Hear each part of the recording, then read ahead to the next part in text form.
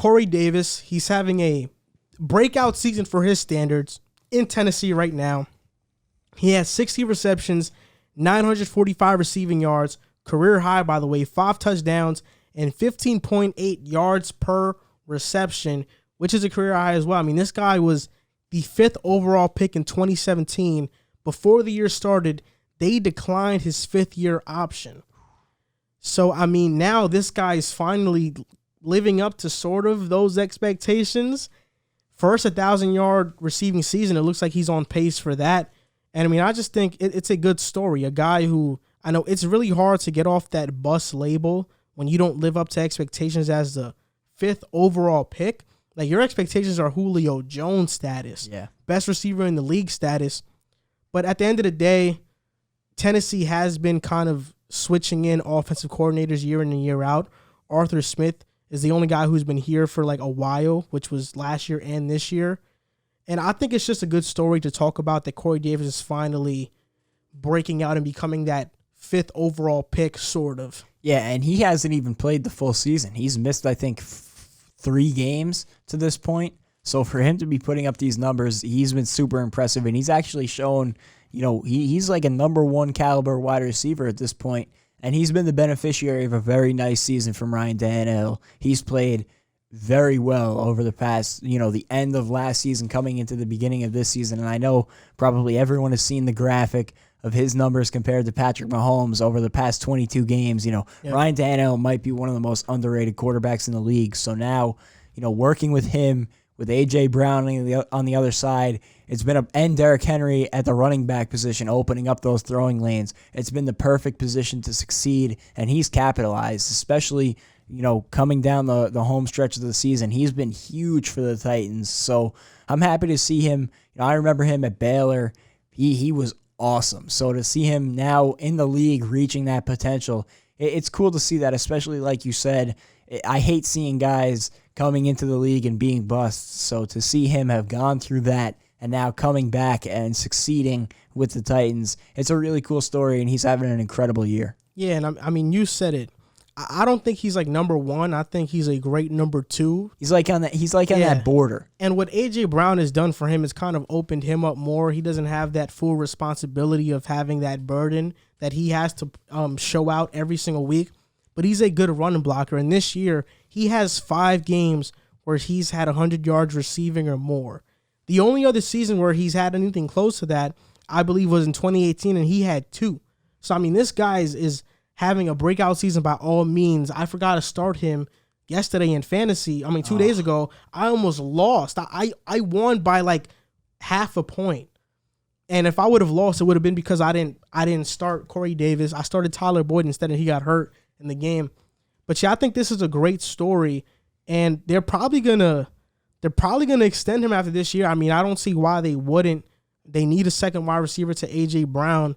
And when you talk about Corey Davis's numbers, even though like he hasn't lived up to that 5th overall pick, if any receiver's drafted in the 2nd round and has Corey Davis's production to what he's had so far, that's great value. Yeah. Even a late 1st rounder.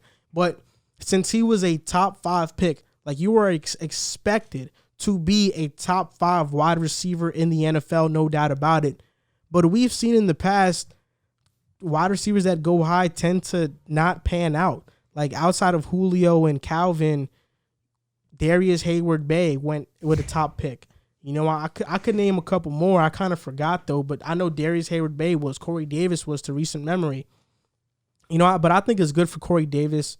Tannehill is one of the most underrated quarterbacks in the NFL.